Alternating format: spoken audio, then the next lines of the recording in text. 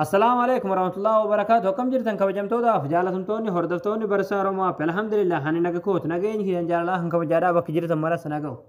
داوتن كي آبي هم نسافس انترنت كيسني هم نانك سني فوجت سنيف دبلو اندو في اكسما آبي هم واي فاي انترنت كيسني سنيف دبلو اندو سنيف كبدد اگا داوتن كي يا فايدان آبي كندا كنا قفادا متي چودا باك سنجرتن كيسا باك شبكه سرت هم نقو باك غرتي انترنت سرت سني فوجت له سني تغرسه چودا اكسما ور واي فاي فايدمتني في الله چودا غرفا واي فاي سرت هم نقو غرفا واي فاي سرت سني فوجت اندله سني هيا داوتن كي يا آبي كنا غبوفتني اتفاده مودا فاس جوجل كروم كيسني دفتني أجيبه دبا كسرت كهرت ميچو جوبس تاني برزاني ميچو جوبس أجيبه سرچ کو سفتو أجيبه دسرت ميچو جوبس .com خجو هنا تيرو تكوف كليك نقطو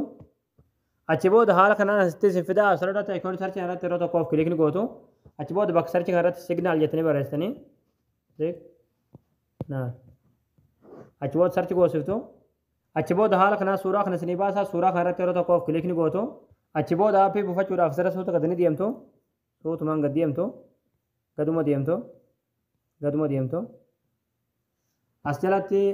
أبي أستو كابو فدا خجو فلدرات داونلود خجت تريغرتي داونلود كري غوتني تي أبي كابو فتني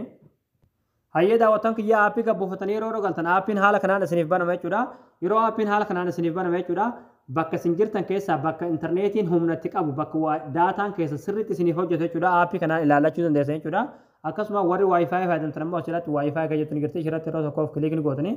achi booda bakka wifi keessan sirritti humnaan saffisaan agartee isiniif hojjetu waatuma kanaan beekuu dandeessan jechuudha. Aappiin kun aappii ajaa'ibaati.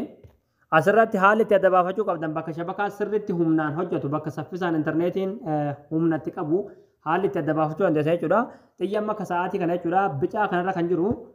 homaa hin jedhu jechuudha. Garuu osoo hurungaatee kanarra baay'ee tokko bareeda jechuudha. Diimaan kun immoo diimaan kun baay'ee tokko du'a jechuudha bakka isin jirtan neetworkiin baay'ee tokko dadhabaa jechuudha haala kanaan asirratti ilaalachuu dandeessan jechuudha. Inni bicaan kun ookkeedha jechuudha waan jedhu inni immoo urungaateen kun baay'ee kan bareedaa kan ta'edha jechuudha asirratti gudu kajoon argitan jechuudha. Asirratti immoo diimaan kun akkuma isin jee marra gonkumaayyuu dadhabaa jechuudha haala kanaan adda baafachuu dandeessan jechuudha bakka isin jirtan keessa bakka intarneetiin sirriitti hojjetuu danda'u jechuudha isin galee yookiin ammoo intarneetiin bakka isin jirtanii hangam akka humna qabu jechuudha.